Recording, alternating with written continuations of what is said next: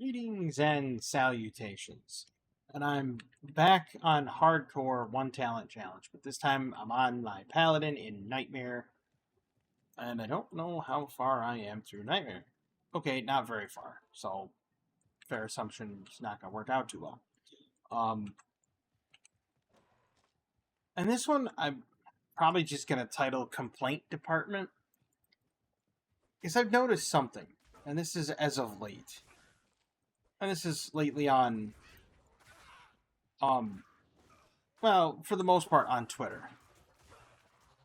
And yes, I still call it Twitter, and I know everybody's like, "Oh, but it's not Twitter; it's X." Well, let me tell you something. When I use the website, not the app, and when I type in twitter.com, it takes me to Twitter, so it's still Twitter. Now, what I've noticed lately is you have like this huge divide in gaming, right? And it's right down the middle, and you have one half that doesn't like the other half, and the other half doesn't like the first half, and that's painful.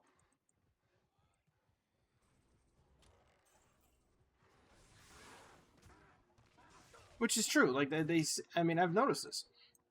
You have people saying, like, as you know, if you've watched anything on the channel, I play Call of Duty. No big deal, right? But when I mention that I play Call of Duty, there are people on there that like Call of Duty's garbage. Well, okay, yeah, that's an opinion. They're entitled to that opinion. But then when they talk about why Call of Duty is garbage, the reasoning isn't very sound. To them, the reason why Call of Duty is garbage is because there's too many microtransactions. That's quite literally it. There's way too many micros. Okay, what about it?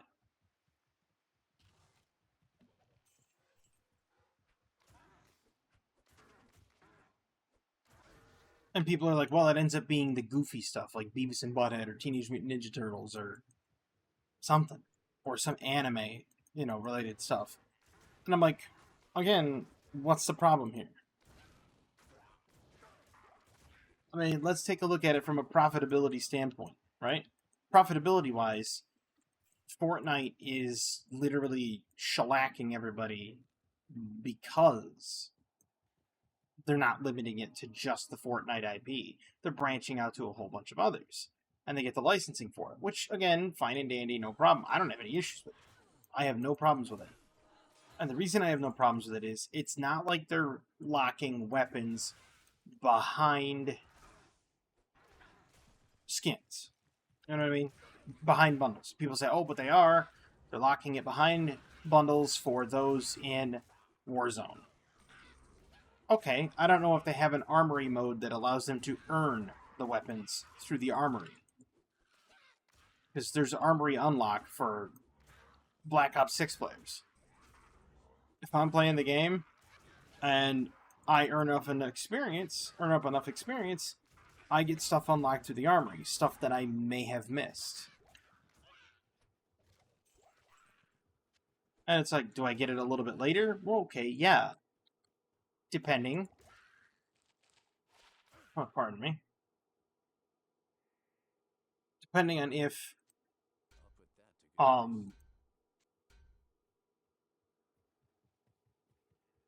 what I'm looking for. If I like say I miss out on it on the battle pass. That's what I was looking for, was battle pass. So let's say I miss out on it on the battle pass. It's there in the armory. I'm not penalized 100% by it. It's not just denied to me. You don't have to buy the battle pass to do it. Like, you can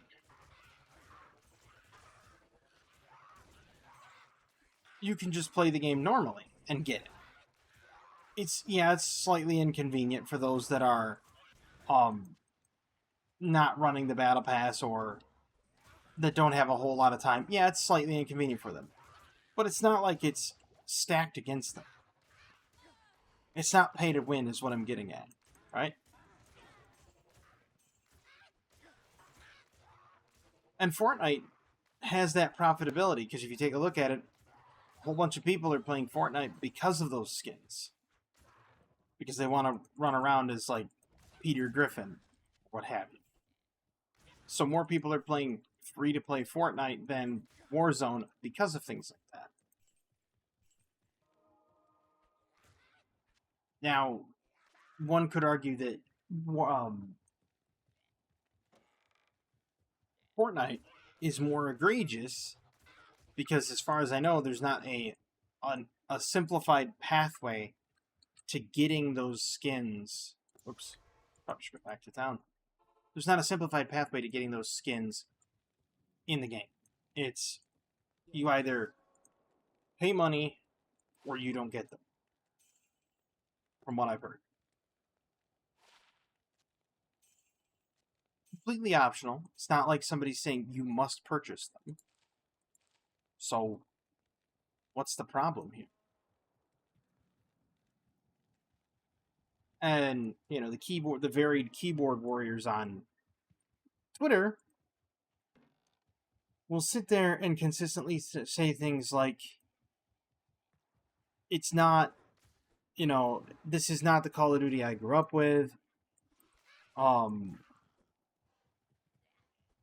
it's like, it's almost like they're expecting it to be a military simulation. Well, my friend, it's not a mil sim.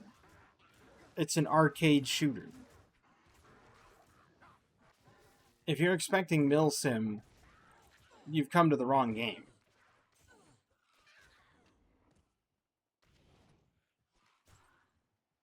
That doesn't mean that it can't have some sense of realism, but it is by no means saying it necessarily needs realism, if that makes sense. There's like a fine line in the sand, right?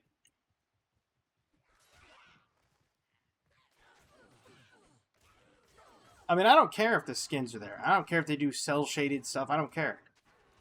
Because the people that buy it, the people that play it, a lot of those skins are much easier to see.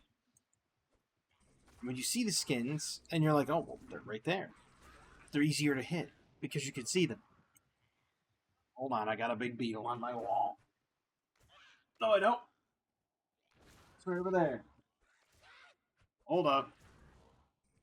Last thing I need is it flying up my shirt here. It's not even a beetle. Looks like a mud dauber. Gimme. All right, hold on. I gotta go back to town. I gotta kill that thing. 2 seconds. I mean, I could still talk. And anyway, it's not to the point where people thought, that it's a milsim. It's like it's not. It's not a milsim at all. It's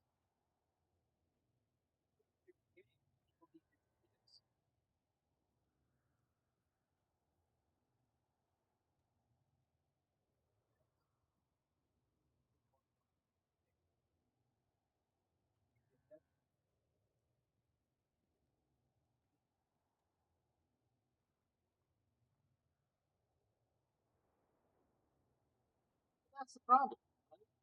You got all these people that are expecting one thing, they get another, and they're unhappy about it. Well, nowhere in Black Ops 6 did it say this is a super serious game.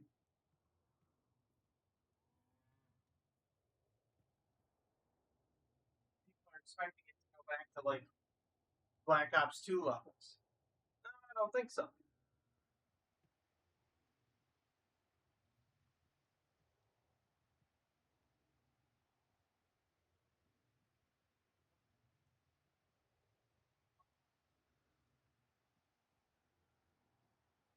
Anyway, I couldn't find it.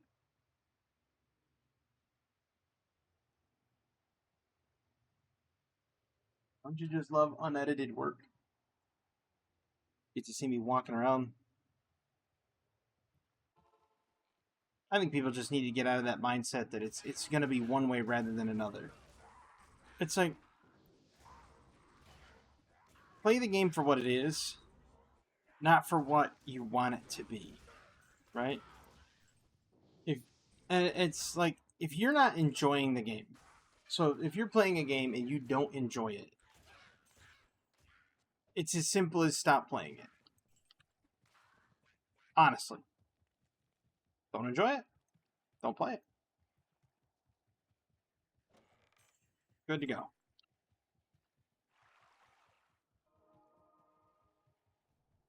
And I think there's a large portion of the supposed keyboard warriors, and I will put them in quotes. Have you killed Blood Raven? Yes, I have. I think there's a lot of the keyboard warriors that complain about a game they don't even play. Truthfully, I think a solid portion of the people complaining about games like Call of Duty don't even play it. They complain about it because it's become the trendy thing to do, right? Well, there's people complaining about it online, so I'll get on the bandwagon and dunk on it. That's like, is it a flawless game? No. Never said it was. Never said it would be. But it's a game. And if it's enjoyable, treat it for its enjoyment factor, for its fun factor. Obviously, there are games out there that push a political agenda. They push some sort of means to an end. That's not good. I meant the lag. I also mean that the fact that pushing a means to an end. Games are games. They shouldn't have to have a meaning in it. They shouldn't have to have a big underlying, this is bad because of this reason, and have it be, a political statement. And that's, well, a worthless hero. Not hero. Mercenary. That's the word I was looking for. Merc. He's worthless. But no, it doesn't necessarily need to have a political statement or a talking point that it has to push. And I think that people have kind of gotten lost in the sauce on the whole thing, right? Like, pick up a game, play it, and if you enjoy it, tell others. And if they don't enjoy it because of insert reason, which generally seem to be politically motivated anymore, it's like, okay, they didn't like it for that reason. They don't have to.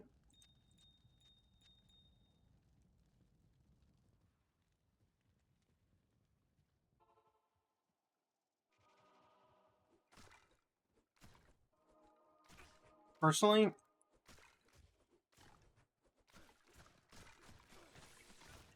I'd be willing to give any game a chance if it's mechanically sound. And it isn't. If the gameplay mechanics and the challenge are there and it's a worthwhile game to plod through, I'll give any game a chance. 100%. Will it be a little dissuading to have be bombarded with political messaging the entire time? Of course. Because nobody wants to sit there and go through that and be told, when and where and how they're terrible people because of insert reason. Nobody wants that, right? Nobody wants to hear that. But if the story's good enough and they don't overly lean into the whole, you're bad because insert reason, then absolutely give it a shot. Does it detract from the mechanics of the game? No. Does it detract from the artwork of the game? No, generally no. And I say generally no because there are some people that make rather questionable art decisions, just stylistically questionable art decisions in games. And usually those are trying to push some sort of statement. And it's like, okay, that's kind of a shame, but at the same time, it doesn't kill the base mechanics of the game. It doesn't make it so that the game's unplayable from a physical standpoint. That's what I'm trying to get across. Might not make it entertaining. That's a definite possibility. There's a lot of people that get defensive about their games being entertaining. And the reason why they're not entertaining is because of, my political beliefs. Well, get politics out of games. It's first and foremost. It's like, not hard to do. Just stop putting politics in games. Ta-da.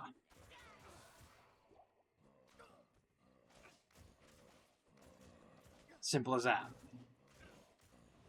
Stop putting politics in games, and you no longer have any issues.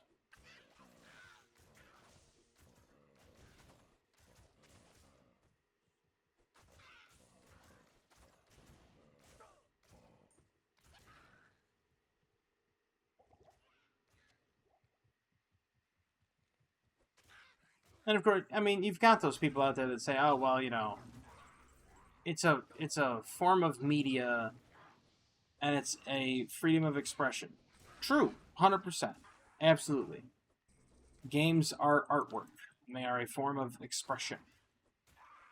And yes, you do have that freedom to express yourself in such a way, just as much as they have the freedom to not agree with it and to express themselves in such a way. It doesn't mean that one is right and one is wrong. It means that merely you've made a product they do not enjoy.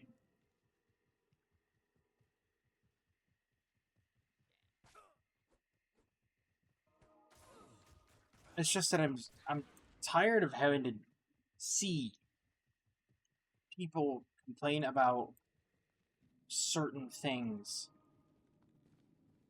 And it's like with the onset of AI and rudimentary programming knowledge, anybody can develop a game to a degree that is good or good enough to be worthwhile. Especially if you use the AI to do all of the framework building, right? So the AI does all of the framework building of all the mechanics, the hit registration. So let's say you wanted to make a newer version of Black Ops, but better than Black Ops. Okay. So what do you need? You need your character. You need their character's spawn points, which is zone mapping. And when you have the zone mapping and the characters and everything all sorted out, you then have to come up with the hit registration so that your hits actually land where you want them to. So you get that all set up. Once you have your hit registration all set up and everything's peachy keen and wonderful, you can now actually start making a game.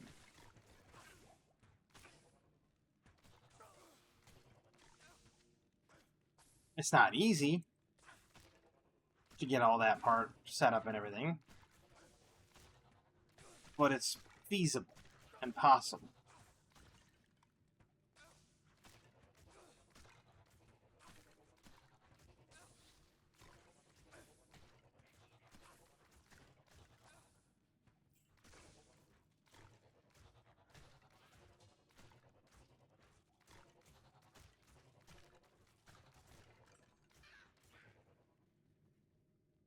But once you have all your framework down and everything, you can build your game. You can build it any way you want. You can build it so that it's more of a mill sim and still have it be in the vein of Black Ops, if you want.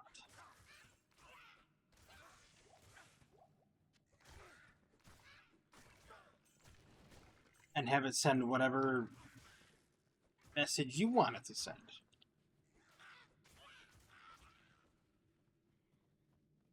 But it's like, instead of people complaining about this stuff, build something. Prove us wrong. Show us how it's done. Show us how it's done. Right?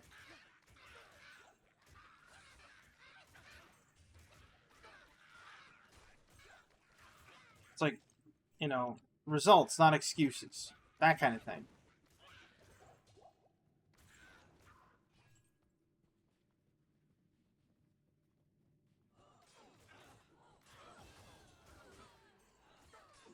That doesn't necessarily mean that A, they're going to be good at it, or B, that the game's going to come out to be good. But if they do complete a game, they should be... I was going to say admonished, but no, that's not the word. Admired. They should be admired, to a degree. Like, you finished a game. Not a lot of people could say that. Even if you used AI to do a lot of the whole framework assets, not so much as in like assets, and not so much as in like uh,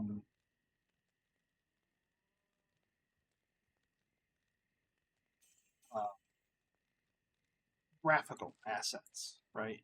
The framework assets, stuff that you don't see, stuff that's just hard coded into the game, such as spawn points, etc. AI writes those up. Who cares if people use an AI to write those up? It saves a developer, a long time writing up script to make up background stuff. Pardon me. For example, I made a very simplistic game using RPG Maker. Did all the voice acting and everything, put it on Steam. It's still on there as far as I know. And I didn't make all that much money. No big deal. No worries. The whole point was I did it. And I wanted to prove to myself that I could. And so I managed. And now you have those people that sit there and think, well, poison number 1 second. Damage or defense. Poison resist. Poison resist is nice. Yeah, we'll take it. We'll do it. But anyway, you have those people that, would look at me and they'd say, oh, but you didn't do anything. Right? You used RPG Maker. I did. I used RPG Maker to make exactly the game I wanted to make. How's that any different than using AI? Realistically, right?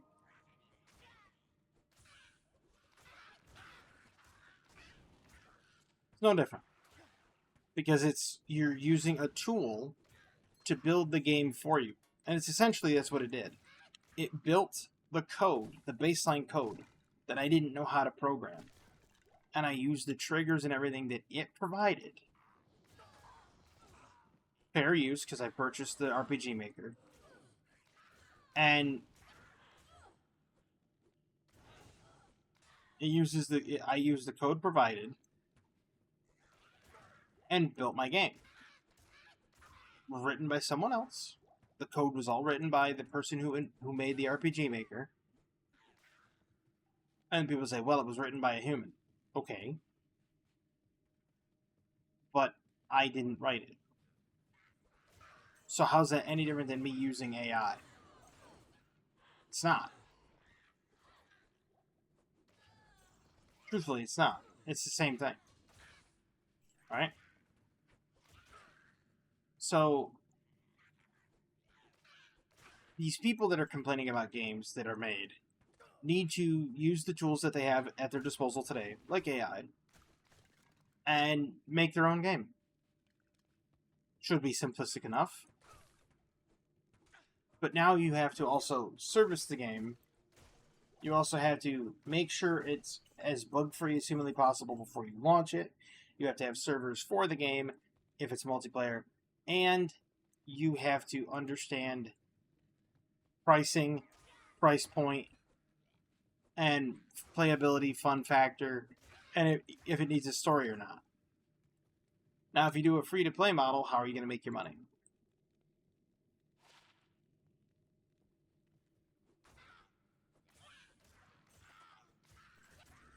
So now we've come to the pinch point, right? Of every Call of Duty. Everybody's like, well, Warzone killed Call of Duty. On the contrary, Call of Duty has been more profitable since Warzone's inception. The problem is too many people take a look at the stuff that's come out, the skins and whatnot, and stop looking at the gameplay itself. They got suckered in with the, shiny bauble being dangled in front of their eyes, and they stopped really paying attention to substance, right? If Warzone and the Call of Duties weren't profitable, they'd have stopped making them. It's the truth. They'd stop bringing stuff out for Warzone if it wasn't making money. But it's turning money because the framework is sound. A free-to-play game where you can get in, 100 people in a game, crank out a few couple of matches before work, get in your vehicle, go to work, talk to your buddies about it, get on, squad up, and then go have some fun doing it. It's all relatively easy to pick up and play, and you can play it on a shoestring budget. It is a great marketing idea. And it makes money because where people aren't going to want to spend $80 for a game, right? They're getting to the point. Let's take a look at Mario Kart World. There's a lot of people that say, not for $80, no. So you have these people that are not wanting to pay $80 for a game. Oh. Blood back.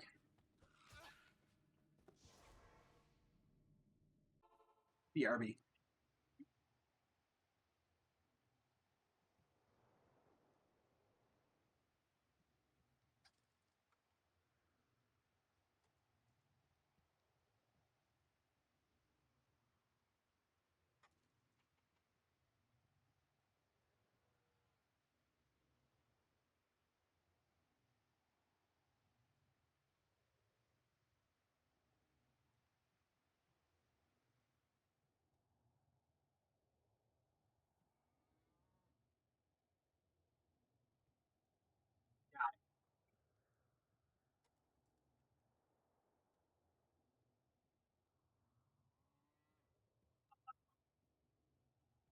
I had to make sure it was dead, too. Not allergic, but other people are. I had to make sure it was dead. Then I really didn't want it crawling into my bed at night. Anyhow.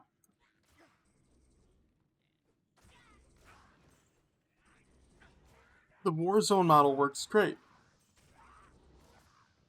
Game's free, easy to pick up, easy to play, difficult to master.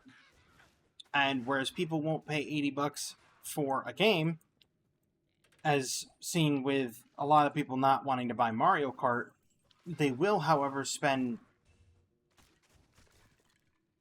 $20, $10, $15 on pixelated nostalgia. Beavis and Butthead, King of the Hill, Family Guy, Simpsons. They'll spend $10, $15 on that. Call of Duty knows this. Activision knows this, which is why they lean so heavy into it. Warzone may have killed the game for the people that played Standard, but it didn't kill the game from the perspective of a business. Now, if they can keep the things separate, like Warzone's its own entity, and then Standard becomes its own entity, in such that Standard, doesn't try to placate to the Warzone people, you might actually have a lot of the Call of Duty players come back. Put in the old prestige system, put a lot of prestige unlockables in, that kind of things. That kind of thing. Some actual camouflage people, which there's plenty of camouflage earnable skins. And of course, the Battle Pass does give some nuance. Like the current Battle Pass right now is about people in the Department of Corrections. And there's a skin where a guy's wearing lunch trays, right? Now, assuming you don't buy the Black Cell Battle Pass, which I don't, and a lot of people do, and it's up to them, of course. Again, it's player choice. Doesn't really matter what you purchase. One or the other, honestly. Because some of the Black Cell stuff sticks out like a sore thumb. Like a latrine in the fog, as some people would say. And it's kind of a detriment to have the Black Cell stuff. But I don't buy it. I don't buy the Black Cell stuff. Not because I don't have the money, but because I don't want it. And because it's not worth it. Like, it's not worth spending the extra money on to get it. Right? Like, I'm a big proponent of earning everything in the game. Now, one change that I did not like in the Call of Duty Battle Pass that they made, and I'm hoping they'll listen to reason, in the Call of Duty Battle Pass, they changed it from needing 800, or not 800. It stayed the same for the amount that you need to purchase a Battle Pass for Call of Duty points, okay? But the amount you earned got reduced by 300. It used to be 1,400. You used to earn 1,400 through the Battle Pass, right? Nowadays, you only earn 1,100. So you earn just enough through the Battle Pass to pay for the next Battle Pass. Which is fine. It's still free once you get it the first time. But you can no longer earn up points and have them sitting just in case, right? So if you see something and you've been playing, like I've been playing since 2019, and I have not bought a single Battle Pass since 2019. When I first... Actually, wait, I didn't even buy one then. I had the game, and I was playing Modern Warfare 2019, and I did free-to-play with the Battle Passes until I earned up enough to get a Battle Pass. And as soon as I got that Battle Pass, I cleared every single one of the Battle Passes and spent my extra COD points on the Battle Pass. I just kept earning a new one, you know? And I earned up enough to buy a few skin packs along the way. And it's like, that's how it should be done, you know? It shows loyalty to the game, loyalty to the brand, loyalty to playing it. So why not? I don't see anything wrong with it. Like, if I'm sitting there putting all my energy into this, then I should, I should get something out of it. That's how I got the Klaus skin pack back in Modern Warfare 2.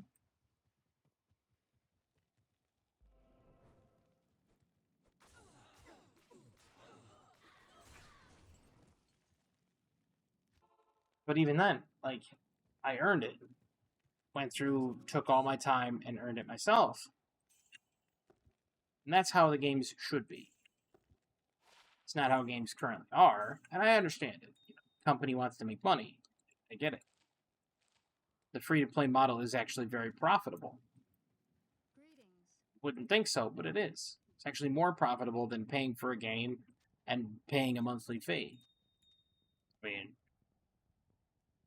find it funny because you sit there and you hear somebody say that. You hear somebody say something along the lines of like, you buy the game for $60 and then you can play it as much as you want. Cool. Then you hear people say the free-to-play model earns more money, and it makes people scratch their heads thinking, how does it make more money? Simple. It increases your pool of users, right? And that's all you need in a game is a giant pool of users, like people that are on playing the game. If you're on playing the game, chances are you're going to see a skin. You see a skin and you're like, oh, dude, that's cool. I want that. You can go buy it. And when you go buy it, you now have the skin. And it's still usable in Warzone up until such time that Warzone servers go down forever, whatever that is. And the game and the weapons that are usable in Warzone are still usable in Modern Warfare 3 and Vanguard and you name it, Modern Warfare 2, 1, and so on and so forth. So all of it's still usable in cross progression, so to speak, in Warzone. This is why that free-to-play model works so well. I mean, like I said, I don't play Warzone very well. Matter of fact, I'm terrible at it. I don't play it much, if at all, anymore. In fact, I think I uninstalled that portion of the game. But I will say this. It doesn't make me dislike Call of Duty. I wasn't playing Call of Duty way back in the day when it was a whole bunch of console players. And that's the other problem they have is they say, oh, well, you know, PC Andes ruin the console game.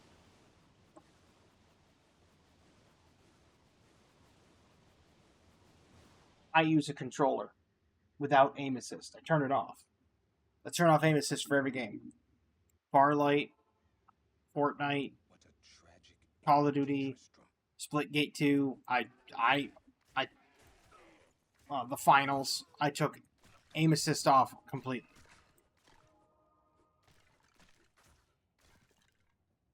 And the reason I do that is because I don't want the game playing for me. I want to be the one choosing where I want my shots to go.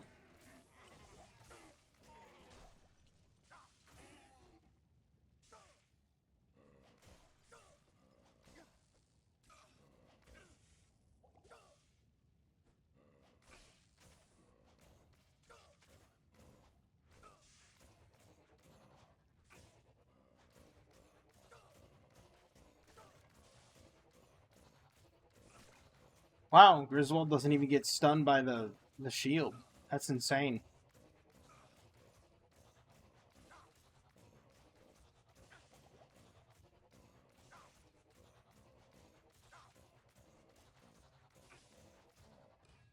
He dies just the same.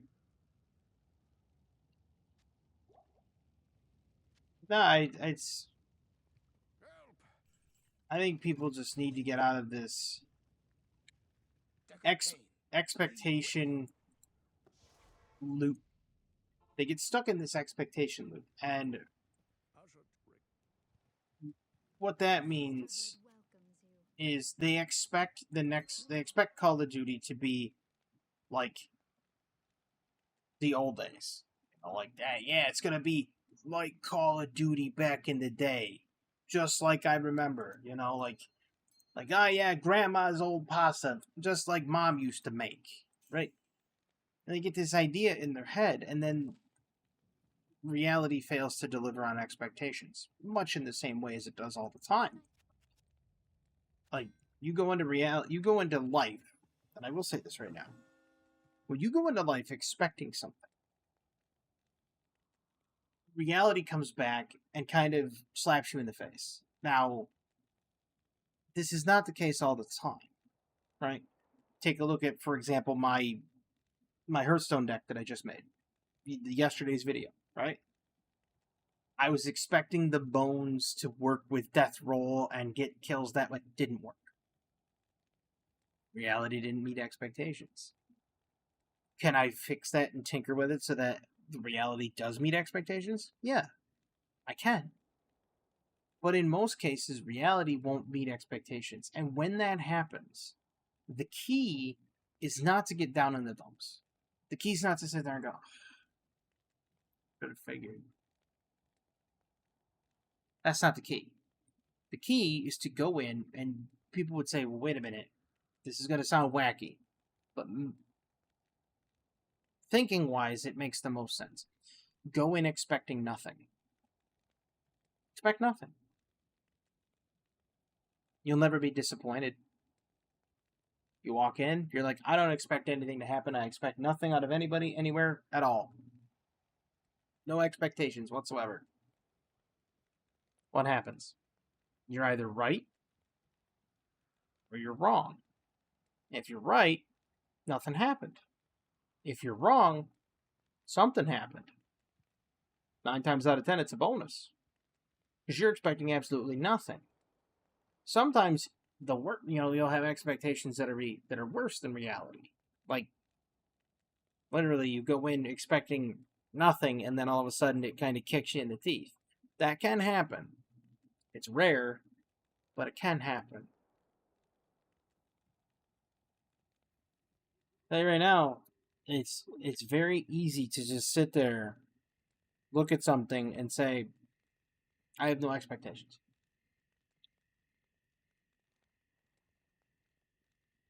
You have no expectations, you can't possibly feel let down. I mean, realistically speaking. Now, a lot of people don't like that. If you want to be an optimist, that's fine. Be optimistic about the day, right? And this is another thing I said. After this, I'm gonna call a timeout and end it. Every day is the best day, given the options set before us. Now, people like to say, "Well, how does that make sense?" Simple. We, as humans, will always choose in our own best interest the majority of the time what benefits us the most as a species, as a person, as an individual, as a day to day. We will choose what benefits us the most.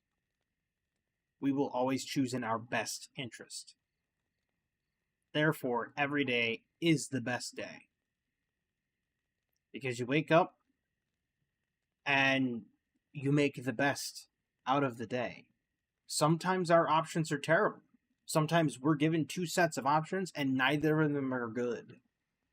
They're both awful. They both make us feel awful, and it both makes the day awful, but that's the best of what we were given as an option.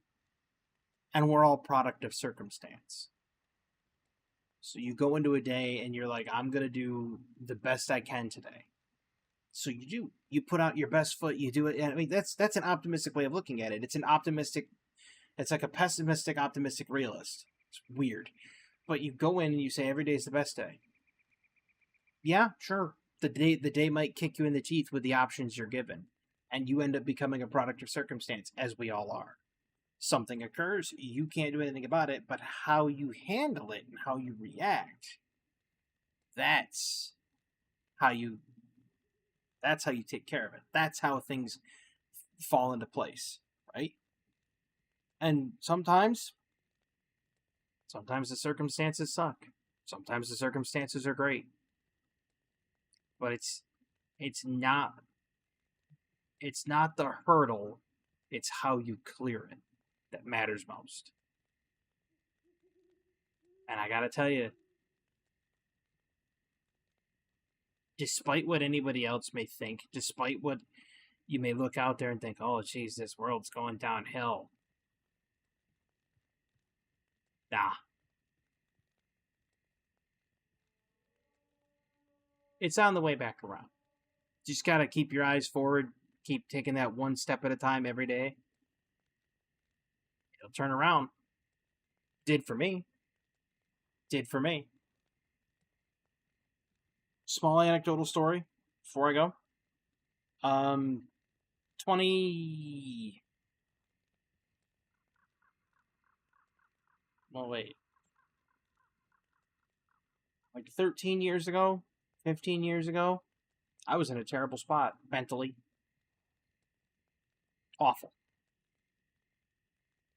But I sat down and I had a monologue, an internal monologue with myself. And I said, you know what?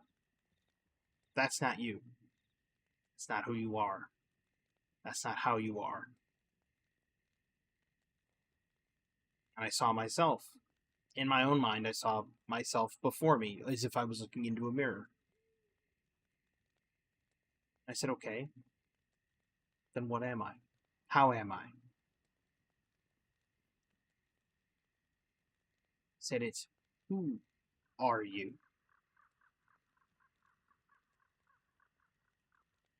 Found. I thought about it. I figured it out.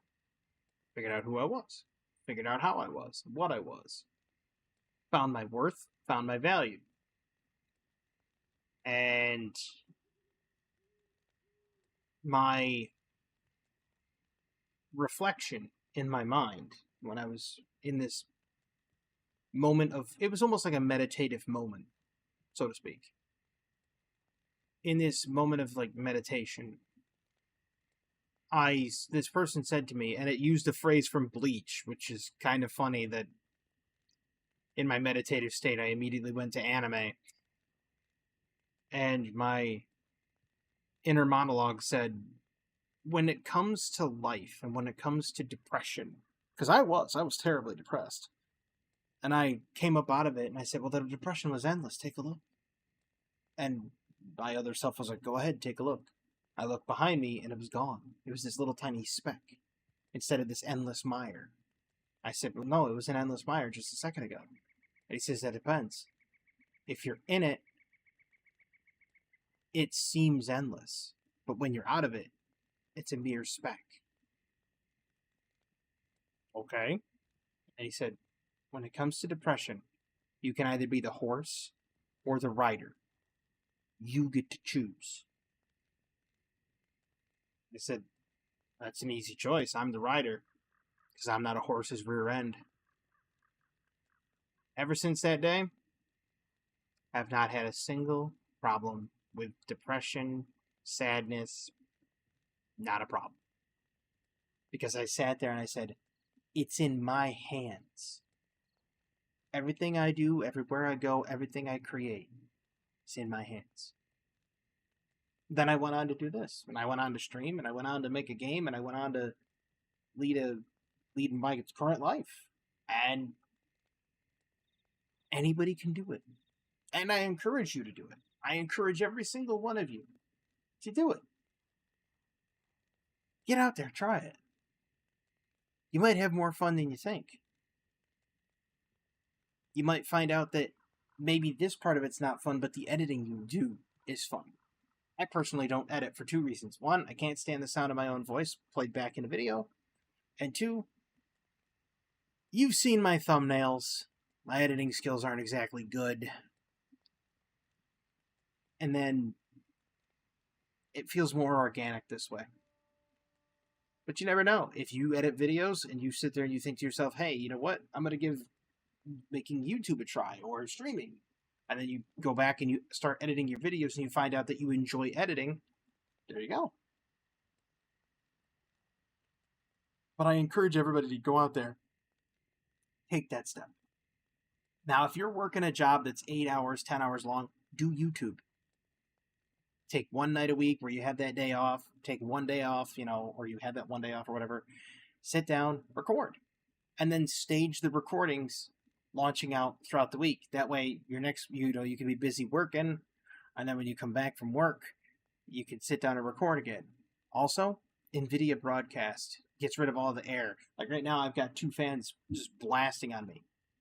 You can't hear them. You can't hear any of it. Echoes. I don't have any sort of sound dampening on my walls. None. Probably can't hear the echoes either. And if you can, it's not a flawless system, but it's better than nothing. At any rate, I hope you enjoyed this video. I hope you enjoyed the words of wisdom. And I hope you enjoyed the complaint department. I hope everybody has a fantastic evening, a wonderful tomorrow. Give video making a try. Trust me. It's a lot of fun. And as always, have a good one.